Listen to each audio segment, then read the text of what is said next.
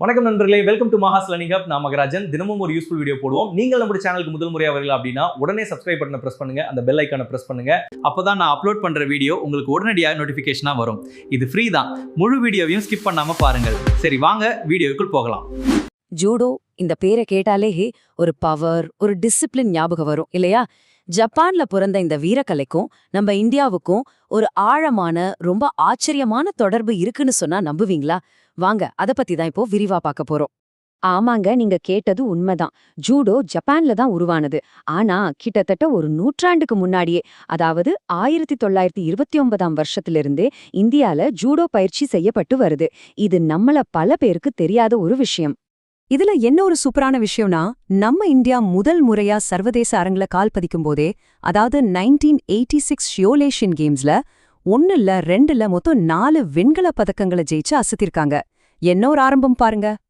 சரி, இன்னைக்கு இந்த முழு அலசல்ல நாம என்னவெல்லாம் பார்க்க போறோம்னா, முதல்ல ஜூடோவோட அர்த்தமான அந்த மென்மையான வழினா என்னன்னு பாப்போம். அப்புறம் ஒரு மேட்ச்ல ஜெயிக்கிறது எப்படின்னு ரூல்ஸ புரிஞ்சுக்குவோம். அதுக்கப்புறம் நம்ம இந்தியாவோட இன்ட்ரெஸ்டிங்கான ஜூடோ பயணம், நம்மளோட அடுத்த தலைமுறை சாம்பியன்ஸ், கடைசியா நீங்க ஞாபகம் வச்சுக்க வேண்டிய சில முக்கியமான விஷயங்கள். வாங்க உள்ள போகலாம்.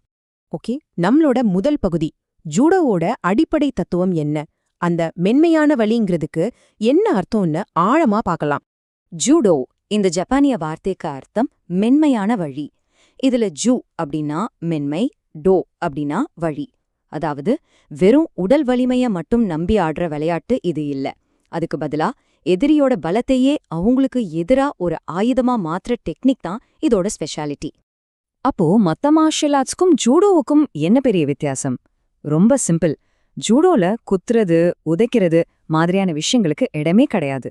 முழுக்க முழுக்க எதிராளிய தூக்கி எறியறது, தரையில கண்ட்ரோல் பண்றது, அவங்கள சரண்டராக வைக்கிறது, இந்த மாதிரி டெக்னிக்ஸ் தான் இருக்கும். ஜூடோவோட பயணம் 1882ல ஜப்பான்ல ஜிகோரோ கானோ அப்படிங்கிறவரால ஆரம்பிச்சது. ஆனா சுவாரஸ்யமான விஷயம் என்னன்னா, 1929ல கவிஞர் ரவீந்திரநாத் தாகூர் தான் ஒரு கோச்சை இந்தியாவுக்கு கூட்டிட்டு வந்து இதை அறிமுகப்படுத்தினார். அதுக்கப்புறம் 1964ல ஒலிம்பிக்ஸ்ல இடம் பிடிச்சது. 1965ல நம்ம இந்திய ஜூடோ ஃபெடரேஷன் உருவாச்சு. இது உண்மையிலே ஒரு நீண்ட பெருமையான வரலாறு. சரி, ஒரு ஜூடோ போட்டியில எப்படி ஜெயிக்கிறதுன்னு இப்ப பார்க்கலாம். இதோட விதிகள் ரொம்பவே சுவாரஸ்யமா இருக்கும். ஜூடோல பாயிண்ட்ஸ் எடுக்க 2 முக்கிய வழி இருக்கு. ஒன்னு இப்போன், இதுதான் அல்டிமேட் கோல். இத வாங்கிட்டா மேட்ச் அந்த செகண்டே முடிஞ்சிரும், நீங்க தான் வின்னர். இன்னொன்னு வசா அரி, இது ஒரு ஹாஃப் பாயிண்ட் மாதிரி. ஒரு போட்டி பொதுவா 4 நிமிஷம் நடக்கும். டை ஆச்சுன்னா கோல்டன் ஸ்கோர்னு எக்ஸ்ட்ரா டைம் கொடுப்பாங்க. அதுல யார முதல்ல பாயிண்ட் எடுக்கிறாங்களோ அவங்க தான் வின்னர். அப்போ அந்த இப்பான் வாங்குறது எப்படின்னு கேக்குறீங்களா? அதுக்கு 3 வழிகள் இருக்கு.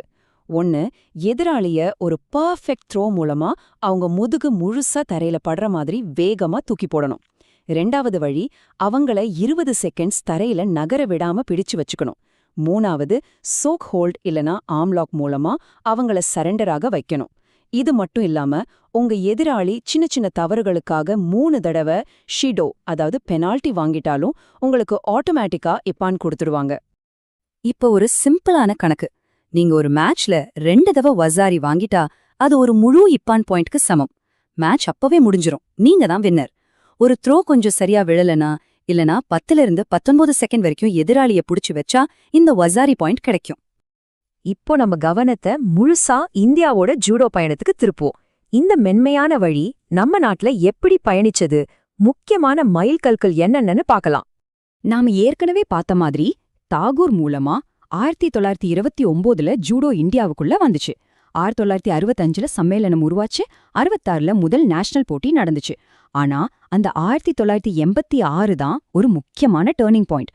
முதல் சர்வதேச போட்டியிலே 4 மெடல். நினைச்சு பாருங்க, அதுதான் இந்திய ஜூடோவுக்கு ஒரு மிகப்பெரிய உத்வேகத்தை கொடுத்துச்சு. இந்திய ஜூடோ வரலாறுல நரேந்தர் சிங் பெயரை நம்ம கண்டிப்பா சொல்லியே ஆகணும். 1992, 1996ன்னு 2 ஒலிம்பிக் போட்டிகள்ல இந்தியாவுக்காக கலந்துகிட்ட முதல் ஜூடோ வீரர் இவர்தான். இவர் ஒரு அர்ஜுனா விருது வென்றவர். காமன்வெல்த் போட்டிகள்லயும் வெண்கலம் வென்ற ஒரு உண்மையான முன்னோடி. அதே மாதிரி மணிப்பூரைச் சேர்ந்த தௌடம் கல்பனா தேவியும் ஒரு வரலாற்று நாயகிதான். 2010ல உலகக்கோப்பை போட்டியில பதக்கம் வென்ற முதல் இந்தியர் அப்படிங்கிற பெருமையா பெற்றாங்க. உலக மேடையில இந்தியாவாலையும் சாதிக்க முடியும்னு இவங்க நிரூபிச்சாங்க. சரி, கடந்த காலத்தை பத்தி பேசிட்டோம். இப்போ நிகழ்காலத்துக்கு வருவோம். இன்னைக்கு இந்திய ஜூடோ கொடிய அடுத்த கட்டத்துக்கு எடுத்துட்டு போற இளம் வீரர்கள் யாருன்னு பாப்போமா? இந்த பேரை நல்லா ஞாபகம் வச்சுக்கோங்க. லிந்தோய் சனம்பம் 2022ல கேடட் உலக சாம்பியன்ஷிப்ல தங்கம் வென்று ஜூடோல உலக சாம்பியன் பட்டம் வென்ற முதல் இந்தியர் அப்படிங்கிற சரித்திரத்தையே படைச்சாங்க. இது இந்திய ஜூடோவோட ஒரு புது சகாப்தத்தோட ஆரம்பம்னே சொல்லலாம். இன்னொரு நட்சத்திர வீராங்கனை தூலிகா மான். 2022 காமன்வெல்த் போட்டிகள்ல வெள்ளி பதக்கம் ஜெயிச்ச இவங்க 2024 ஒலிம்பிக்ஸ்லயும் இந்தியாவுக்காக போட்டியிட்டாங்க. இவங்களோட வெற்றி நம்ம நாட்டுல வளர்ந்து வர திறமைக்கு ஒரு சிறந்த உதாரணம். இந்திய ஜூடோவோட எதிர்காலம் ரொம்பவே பிரகாசமா இருக்கு. 2025ல உத்தராகண்ட்ல தேசிய விளையாட்டுப் போட்டிகளும் புடாபெஸ்ட்ல உலக சாம்பியன்ஷிப்பும் நடக்க இருக்கு. 2026லயும் பாகுல உலக சாம்பியன்ஷிப் இருக்கு. இதுக்கெல்லாம் நம்ம வீரர்களை தயார்படுத்த சோனிபட், அனந்தபூர், ஹரித்வார் மாதிரியான இடங்கள்ல இருக்கிற JFI அகாடமிகள் அடுத்த தலைமுறை சாம்பியன்ஸை உருவாக்கிட்டு இருக்கு. சரி, நாம இப்ப பார்த்த எல்லா விஷயத்திலயும் நீங்க கண்டிப்பா ஞாபகம் வச்சுக்க வேண்டிய முக்கியமான பாயிண்ட்ஸா ஒரு தடவை தொகுத்து பார்த்துடலாம் வாங்க. நல்லா கவனிங்க. ஜூடோனா மென்மையான வழி. இது 1882ல ஜிகோரோ கானோவாலால உருவாக்கப்பட்டது. இப்பான்னா உடனடி வெற்றி. 2 வசாரி சேர்ந்தா ஒரு இப்பான். இந்திய ஜூடோ சம்மேளனம் 1965ல ஆரம்பிக்கப்பட்டது. இந்தியா முதல் சர்வதேச பதக்கங்களை 1986ல ஜெயிச்சுது. லிந்தோய் சனம்பம் நம்ம முதல் ஜூடோ உலக சாம்பியன். இது இல்லாம ஆண்கள் பெண்கள் 2 பேருக்குமே தலா 7 எடைப்பிரிவுகள் இருக்கு. இவ்வளவு முன்னேற்றங்கள், இவ்வளவு திறமையான இளம் வீரர்கள், இதெல்லாம் பார்க்கும்போது நம்ம மனசுல ஒரே ஒரு கேள்விதான் எழும்புது. ஜூடோல இந்தியா ஒலிம்பிக் தங்கம் ஜெயிக்கிற அந்த வரலாற்று நாள் எப்போ வரும்? காலம் நிச்சயம் பதில் சொல்லும். இந்த அலசல் உங்களுக்கு பிடிச்சிருந்தா மறக்காம லைக் பண்ணுங்க, உங்க நண்பர்களோட ஷேர் பண்ணுங்க, கண்டிப்பா சப்ஸ்கிரைப் பண்ணுங்க. நாளைக்கு நாம இன்னொரு தற்காப்பு கலையான டைகாண்டோ பத்தி இதே மாதிரி விரிவாக பார்க்க போறோம். நன்றி. நன்றி நண்பர்களே. இந்த வீடியோ உங்களுக்கு யூஸ்ஃபுல்லா இருந்துச்சுன்னு நினைச்சீங்கன்னா லைக் பண்ணுங்க, ஷேர் பண்ணுங்க, சப்ஸ்கிரைப் பண்ணிட்டு மறக்காம பெல் ஐகானையும் பிரஸ் பண்ணுங்க. இருங்க அடுத்து என்ன டாபிக் வேணும்னு கமெண்ட்ல சொல்லுங்க. அடுத்த வீடியோவில் சந்திப்போம். நன்றி, வணக்கம்.